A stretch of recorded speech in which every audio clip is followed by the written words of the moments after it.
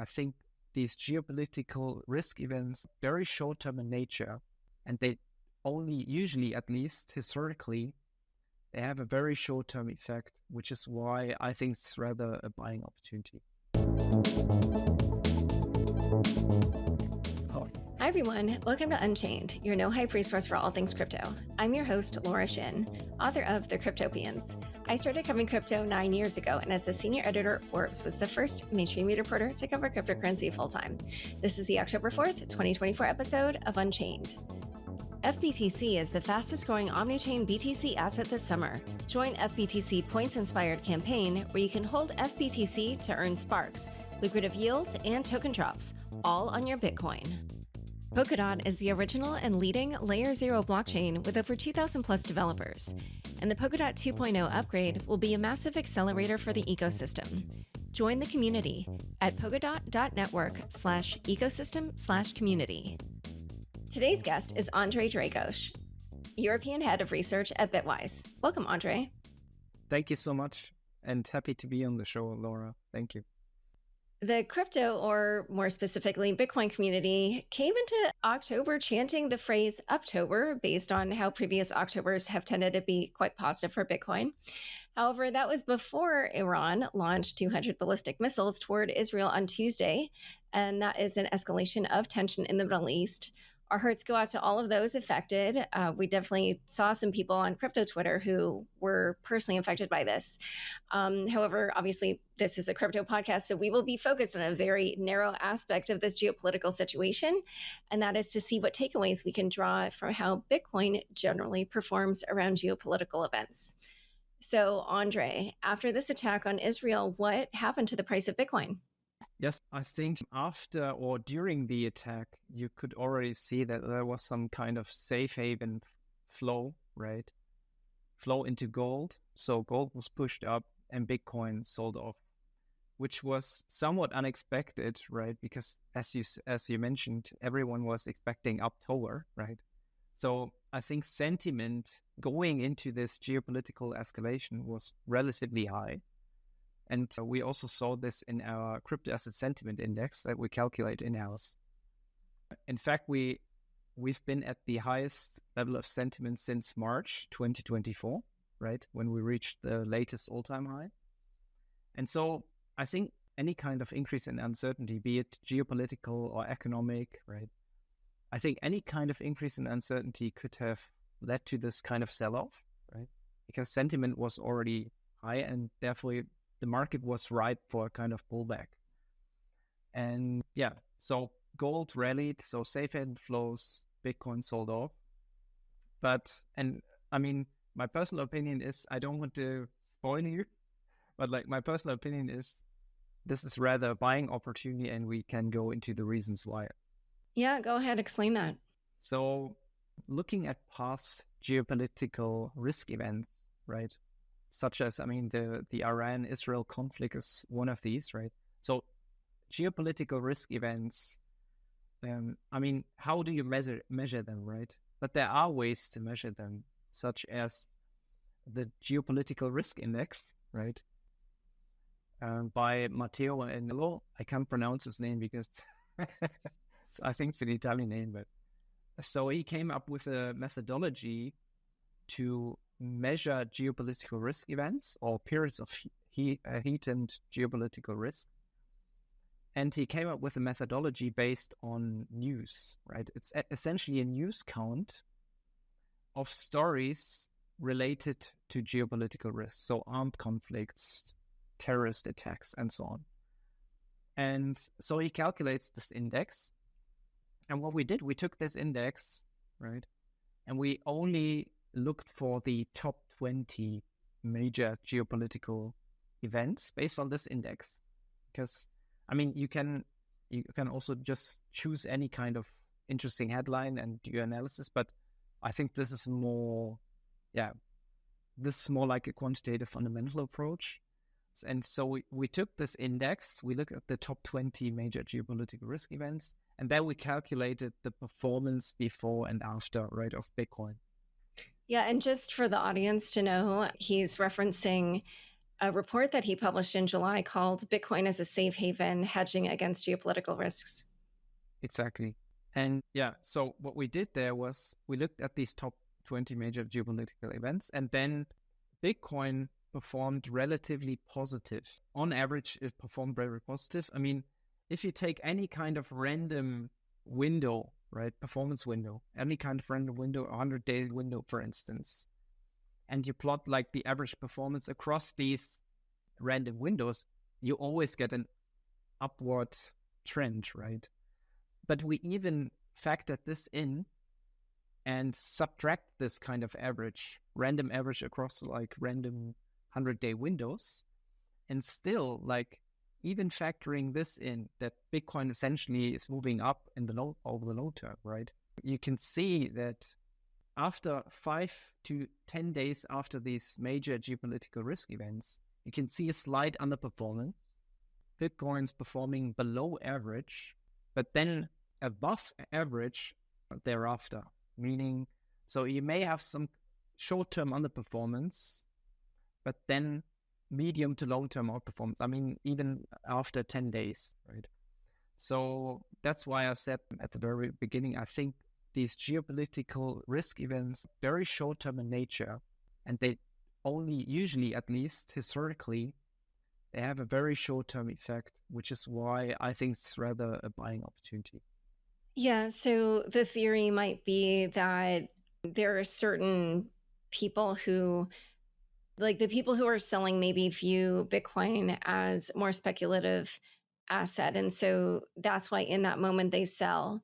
But then there might be like another cohort that at that time sort of either understands or doubles down on their view of Bitcoin as a safe haven for these types of instances. And so that's why the new kind of that's why then the new baseline basically goes up once you have like some time baked in. Is that kind of maybe one hypothetical of what's actually happening during these times?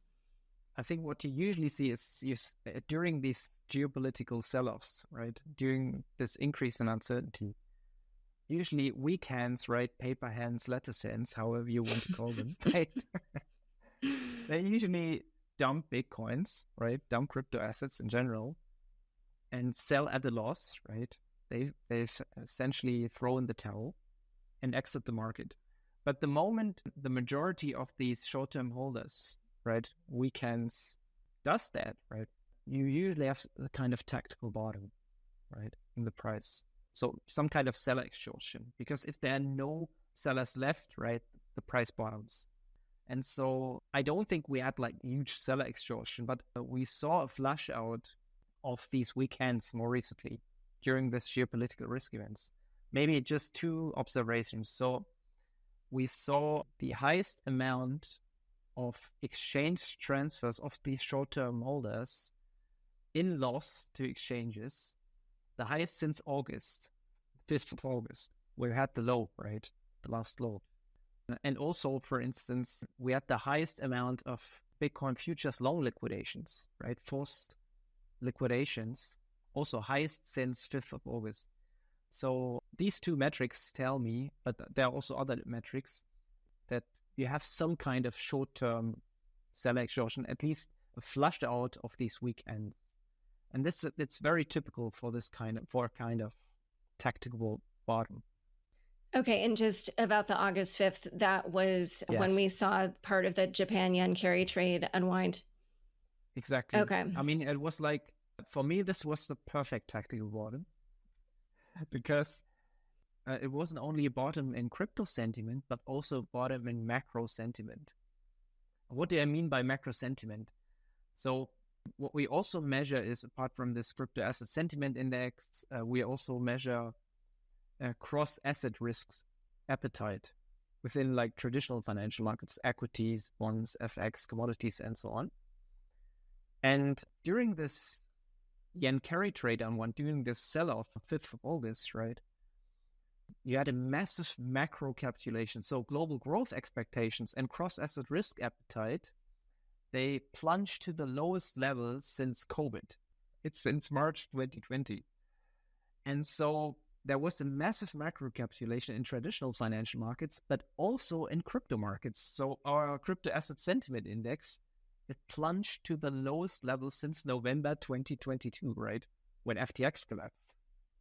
So sentiment was over bearish. And for me personally, it was essentially a perfect setup. When we hit below 50K, I think, was 50K US dollars in Bitcoin, right? I think the likelihood, well, it was very asymmetric because you had so much seller exhaustion.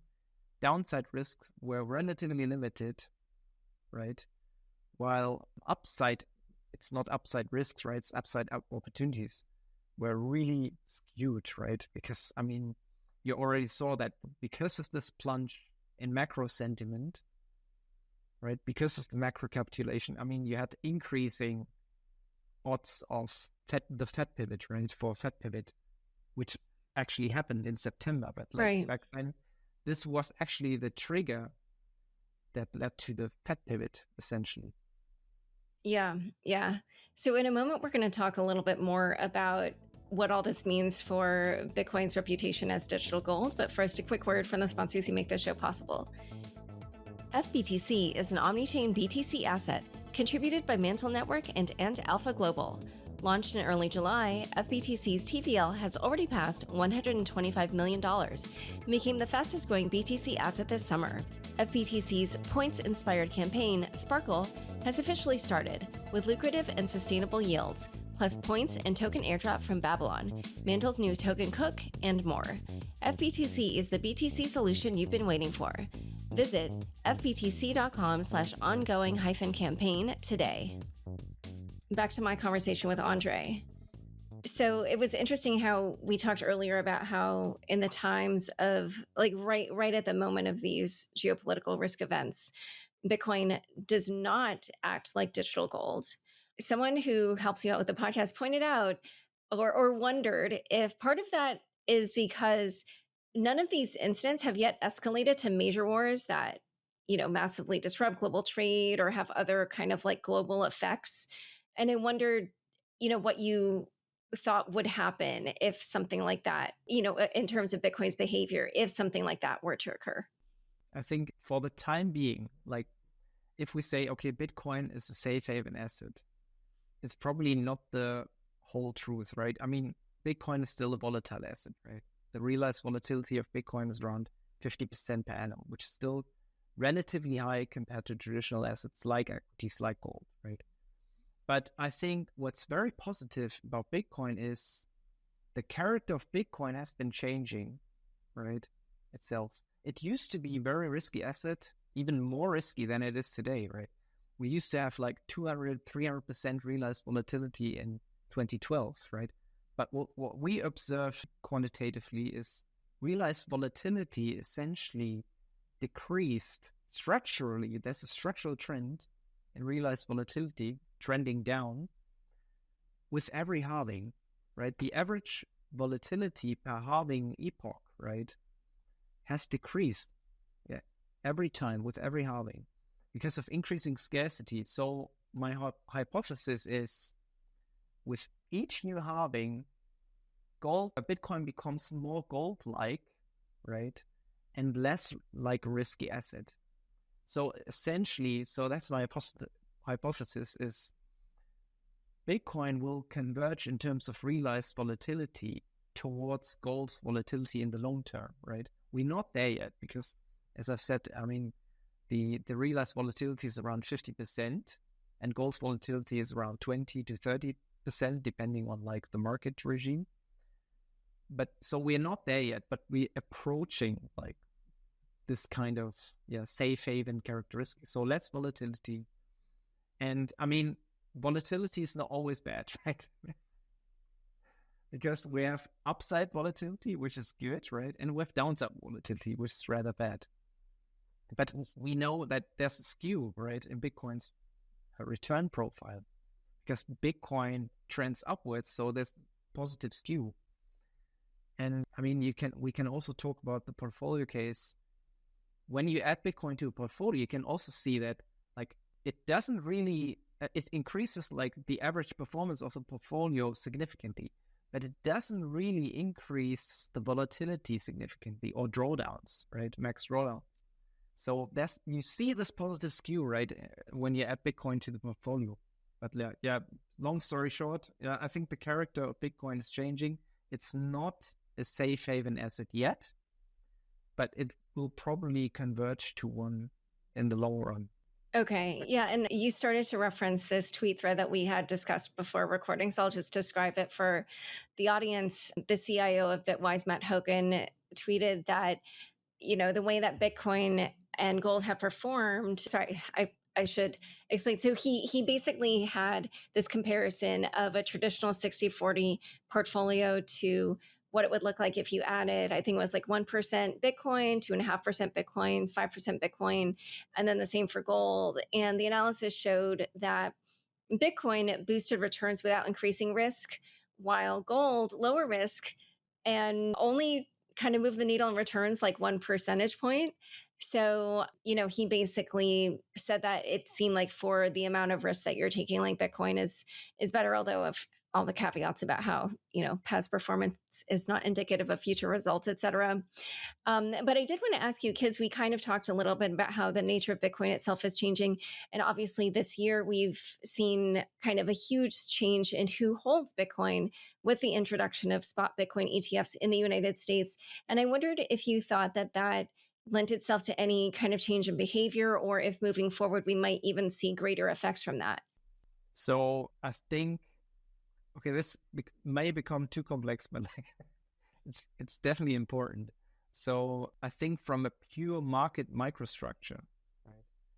I think if you have more diverse types of investors, right, it's always a good thing for volatility. It always dampens volatility.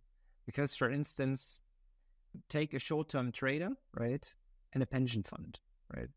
A short-term trader might think like, okay, I'm selling because of this technical signal, right?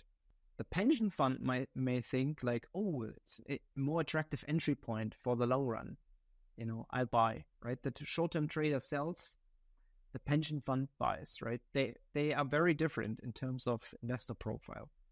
The one is more short-term, has a more short-term horizon, right? Investment horizon, uses different kind of information, while the pension fund probably uses, also different kind of information, but has, what's more important, has a different investment horizon, right? And so ETFs in nature, I think the clientele of ETFs is more buy and hold, long run passive investors, right? Not like short-term traders. Although you have to admit, and if you're really honest, of course, there's still lots of retail participation in these products, right?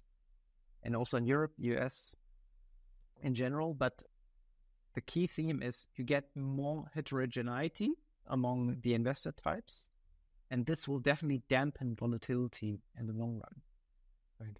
And this, we can talk about different kinds of theories, right? Efficient market hypothesis assumes every investor type is the same, right? Same kind of information, same investment horizon. But the reality is more like what Edgar Peters formulated, I think in the 90s, fractal market hypothesis. You have heterogeneity among investors, right? You have different investor types, different information sets, right? Different investment horizons. And that's usually a good thing. And many people say, like market microstructure specialists say, the moment you have huge consensus in the market, you have these sell-offs, right? You have these price spikes, sell-offs, but also like upward spikes. So, but because investors become homogeneous, right? They trade on the same kind of information. They trade very short-termish. So you have these price spikes. You have instability. If you have dissent in the market, right, more heterogeneity, different types of investors, different investment horizons, it becomes more stable. The market becomes more stable, less volatile, which is somewhat like contradictory or somewhat, Well, not to my mind. It seems obvious. Whereas everybody's thinking the same way, then it's herd mentality and herd mentality and so on. It leads to these price spikes. So it's, long story short, I think the ETFs in general, they will lead to more heterogeneity among investors, because obviously institutional investors, and we do have more institutional investors with these ETFs according to the latest 13F filings, right? So around 20% institutional investors. And this will dampen volatility because you have suddenly different types of investors, not only retail, right? Yeah. And it does seem BlackRock is picking up on the same thing. They did release a report that described Bitcoin as what they called a unique diversifier against global risks. And we're kind of coming up on time, so I'm going to just mention that and move on to just ask you directly, given everything that we discussed and also this ongoing conflict in the Middle East, how do you think that will affect Bitcoin's price action? How do you think it will affect the Uptober trend that we've seen historically? So maybe it's not trendy anymore, but I still believe in October. Because like the way I see it is sentiment has reset it to neutral. It's not uber bullish anymore, right? We're back to neutral levels. So we had some kind of sentiment reset, which is good, right? Because it was good that we had this kind of pullback. And at the same time, I mean, geopolitical risk, and we just talked about this, right? They're very short term in nature. Usually they're buying opportunities because on average, at least historically, Bitcoin has been up, right? After around 10 days and following. And so because Uptober, it's called Uptober for a reason, because October has been the third best month historically among the 12 months, right? The best month has been November, and I think May has been the second best, but October has been the third best month, and September was the worst. So my personal expectation is Q4, we continue to rally, we continue to recover from these geopolitical risk events. We are transitioning from a macro side to a more positive macro environment, right? With a Fed pivot, PBOC pivot, right? And so on, the monetary policy stimulus in general. Plus, our analyses show that the halving effect has just started to kick in around August and now becomes increasingly more significant, increasingly more positive, a tailwind for Bitcoin. And you can also see in other Unchained data, like the decline in liquid supply and so on. So illiquid supply has reached a new all-time high, which is totally consistent with like the halving effect intensifying, right? And so I think the combination of, let's say, money printing, right? And by the way, global money supply has already reached new all-time highs and is accelerating, right? Yeah, and apparently that's also correlated positively with the Bitcoin price. Exactly. And so we know for a fact that periods of global money supply expansions, right, are associated with Bitcoin bull markets, right? And periods of money supply contractions are associated with Bitcoin bear markets, right, and crypto bear markets. So this is definitely very bullish, right? The US has just joined the party, right? M2 money supply has just stabilized, decreasing, but not at new all-time highs, right? But the Fed's just cut rates, so liquidity will follow. And I think that's a really bullish macro setup. And we can also see it quantitatively. I think the market, Bitcoin itself, doesn't care so much about these global growth woes, right? Whether China's in a recession or US might be in a recession. It doesn't even care so much anymore from a pure performance perspective. While in fact, the US dollar, monetary policy, and other coin-specific factors like the halving are becoming more important. So I think we're really entering this really bullish phase now. Okay, yeah. I find it interesting everything you're saying, because I feel like people have been noting how this is a different cycle. And so just from what you've described, it almost feels like this is saying like it's becoming more similar to previous cycles. But I have to ask you before we go, because this is all the talk nowadays, what do you think the US presidential election will do for the price of Bitcoin, depending on the outcome? Do you have any predictions or projections? So we ran some numbers, we crunched some numbers. So, I mean, at least performance-wise, right? I think Trump is the preferred candidate for the crypto market, because if you look at the sensitivity of the top 10 crypto assets, so Bitcoin, Ethereum, and so on, Solana, if you look at the performance sensitivity to the betting odds, right? Trump-Harris betting odds, then there's a positive correlation to Trump odds. So rising Trump odds are associated with positive performance, crypto asset performance across the board, across every crypto asset of these top 10, and vice versa. So, I mean, most of these sensitivities, they're not statistically significant yet. It's 1% towards Trump on Polymarket, interestingly, because a few days ago, I feel like a few days ago it was different. Interesting. But like, so the way we try to forecast this price effect is if Trump wins or Harris wins, right, the probability, right, will rise from 50% to 100%. So we can take this delta, which is around 50 percentage points, right, depending on where the odds are, but like it's around 50 percentage points. And so you can calculate based on the sensitivity to that delta, right, to this change in odds. You can also calculate the performance. And so that's why I was saying it's around 10% in the immediate aftermath, because it will rise from 50% to 100%, right, immediately. And so what's also interesting, at least based on these observations, is like meme coins, they're the most sensitive, right? Like Doge, which somewhat makes sense because, it's quite likely if Trump becomes president, because he wants to install this Bitcoin/crypto advisory council, right? They'll probably write very pro-crypto regulation, right? And so maybe this kind of market rationale makes sense that meme coins appear to be most sensitive to these odds. Yeah, a couple of things. So first, interestingly, while Polymarket has Trump up by 1 cent, predicted says it has 55 cents for Kamala and 49 for Trump. So that's interesting in terms of that divergence. And Kalshi is about to launch its own prediction betting or presidential betting. So we'll see what happens with that market. But one other thing that I wanted to note was that because Donald Trump talked about Elon Musk being named the like efficiencies are or whatever it was, then later Elon Musk tweeted a picture of like, well, it was some kind of, it looks like government-y, and it said like the Department of Governmental Efficiency, DOGE. And he had the Shiba Inu from Dogecoin. So yeah. You may think that's related. That's why Doge is so much more sensitive to these elements. I mean, maybe, who knows? Maybe. Who knows? Maybe. But, I was like, of course he has to tweet that. Anyway, well, this has been a very fascinating discussion. Thank you so much for coming on Unchained. Thank you. Thank you, Laura.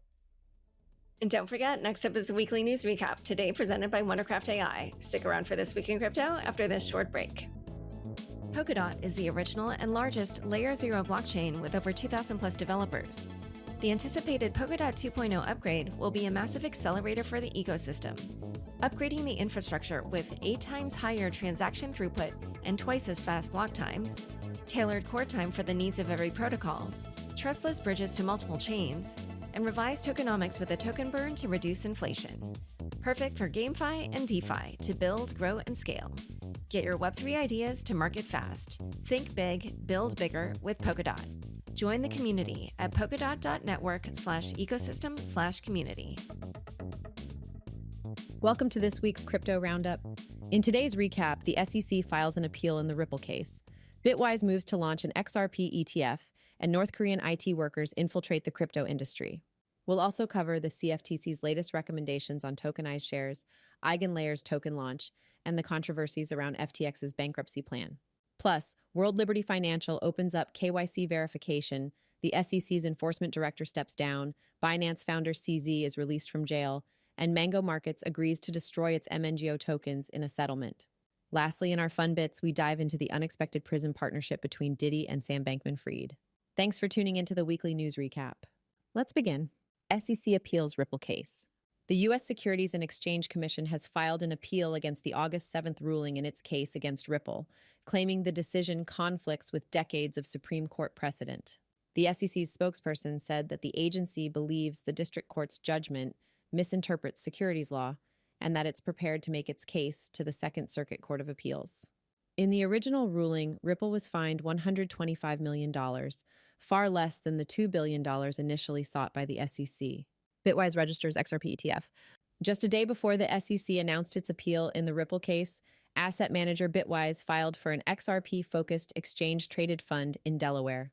On September 30th, Bitwise registered a trust named Bitwise XRP ETF with the state's Division of Corporations, marking an important first step toward launching the fund. Although this filing is not a guarantee of SEC approval, it indicates Bitwise's intent to offer a spot XRP ETF, which has never been approved before. The SEC has been embroiled in a legal battle with Ripple over whether XRP qualifies as an unregistered security, meaning this new ETF proposal could face regulatory challenges. North Korea's infiltration of the crypto industry exposed. A recent investigative report by CoinDesk has revealed that over a dozen blockchain companies inadvertently hired IT workers from North Korea, exposing themselves to significant cybersecurity and legal risks. Using fake IDs and resumes, these workers managed to pass interviews and reference checks and infiltrate reputable crypto projects such as Phantom, Sushi, Yearn Finance, and Cosmos Hub. One of the more striking findings is that North Korean IT workers not only perform typical job functions, but in some cases also funneled earnings back to Pyongyang, potentially funding North Korea's nuclear weapons program. According to a 2024 United Nations report, these IT workers generate up to $600 million annually for the regime. CoinDesk's investigation also linked some of these workers to crypto hacks, including a $3 million attack on the Sushi protocol. As one blockchain developer noted, everyone is struggling to filter out these people, underscoring the widespread nature of the scheme. CFTC subcommittee pushes forward recommendations on tokenized shares. A subcommittee of the U.S. Commodity Futures Trading Commission has advanced recommendations that could allow firms like BlackRock and Franklin Templeton to use tokenized shares of their money market funds as collateral in trading, according to Bloomberg. The recommendations, which involve the use of distributed ledger technology for holding and transferring non-cash collateral, have now been passed to the full committee for further review and a vote later this year. If approved, the guidelines could bring tokenized assets closer to mainstream use in the financial system, allowing businesses to pledge tokenized shares for capital efficiencies. BlackRock's Beetle token, which recently became the largest tokenized treasury fund, is already being accepted as collateral by some crypto prime brokers such as FalconX. EigenLayer's Eigen token unlocks for trading. EigenLayer's native token, Eigen, officially became transferable on Monday night, marking a much-awaited event for the Ethereum-based restaking protocol. Although the token was airdropped months ago, users had been unable to trade or sell it until now. Following its debut, the token quickly gained momentum, rising to a price of $4.32 and a fully diluted valuation of $7.2 billion, according to CoinMarketCap. However, it went down dramatically on Wednesday as the broader market stumbled. This unlock allows Eigen to be traded, transferred, and staked, opening the door for developers to build actively validated services on the protocol. As of now, 60 AVS projects are reportedly in development aiming to leverage Eigen staking to drive decentralized services. However, the token's launch wasn't without controversy. Critics raised concerns over the lack of transparency regarding early investors being allowed to stake locked tokens and earn rewards. This practice was not initially disclosed, causing confusion about the actual circulating supply. In response, EigenLayer updated its documentation and reassured users that future rewards would be balanced between investors and general stakers. FTX bankruptcy plan faces criticism over shareholder payouts. The FTX bankruptcy estate recently revealed plans to set aside up to $230 million, or 18% of recovered assets, for preferred shareholders, sparking backlash from creditors. The announcement came after the deadline for creditors to vote on the reorganization plan, leaving many frustrated by the last-minute disclosure. Preferred shareholders, including major investors such as Sequoia Capital, Temasek, and Kevin O'Leary, stand to benefit, despite usually being lower in the priority of claims during a bankruptcy. Earlier, FTX creditors had overwhelmingly supported a reorganization plan that promised to return 118% of claims in cash, based on asset values at the time of the bankruptcy in November 2022. However, some creditors argue they are still at a disadvantage given that many crypto assets have appreciated so significantly since that time. The plan is set for a court hearing on October 7th, but recent rumors about repayments starting earlier than that contributed to a surge in the value of the FTT token over the weekend. World Liberty Financial launches KYC. World Liberty Financial, a crypto project backed by Donald Trump, began accepting Know Your Customer verifications on Monday. The KYC process, required to ensure compliance with anti-money laundering regulations, restricts access to information and participation in the project to pre-qualified individuals, particularly accredited investors in the U.S. The project aims to offer a non-transferable governance token called WLFI, which was first announced during a September 16th launch event. By Tuesday, World Liberty Financial reported that thousands had signed up for the whitelist, with the project describing the response as a massive success. However, due to U.S. regulations, participation is limited for many investors.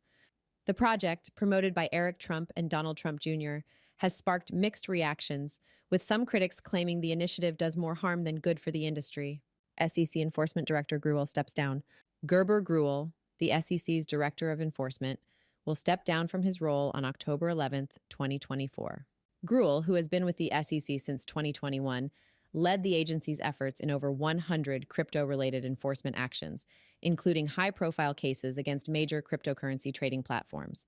His tenure also saw the SEC significantly increasing the size of its crypto assets and cyber unit. Sanjay Wadhwa, the current Deputy Director of Enforcement, will take over as acting director following Gruel's departure.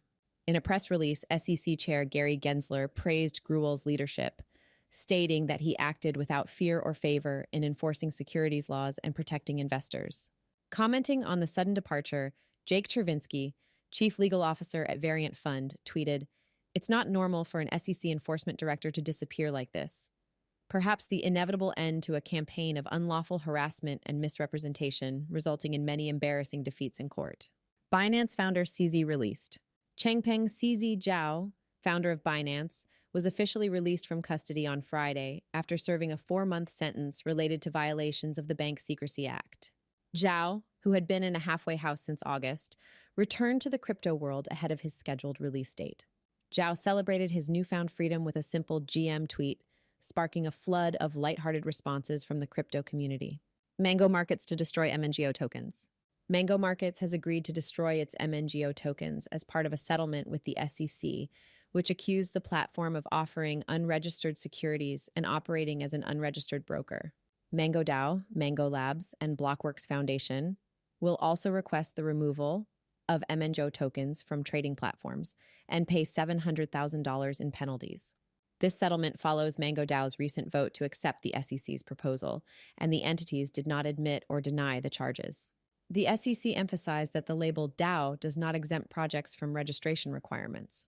Also this week, a U.S. judge ruled in favor of the SEC against Rivets, a crypto wallet firm, for selling unregistered securities, moving the case closer to a final judgment on penalties.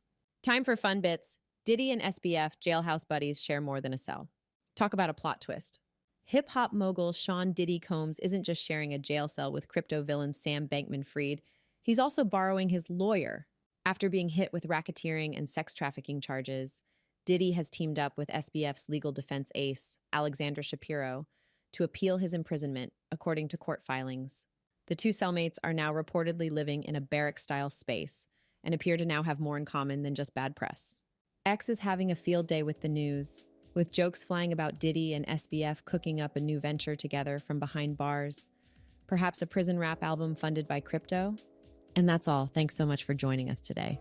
If you enjoyed this recap, go to unchainedcrypto.substack.com, that is unchainedcrypto.substack.com, and sign up for our free newsletter so that you can stay up to date with the latest in crypto. Unchained is produced by Laura Shin with help from Matt Pilchard, Juan Aronovich, Megan Gavis, Pam Majumdar, and Margaret Correa. The weekly recap was written by Juan Aronovich and edited by Nelson Wang. Thanks for listening. Unchained is now a part of the CoinDesk Podcast Network. For the latest in digital assets, check out Markets Daily, 5 days a week, with host Noel Atchison. Follow the CoinDesk Podcast Network for some of the best shows in crypto.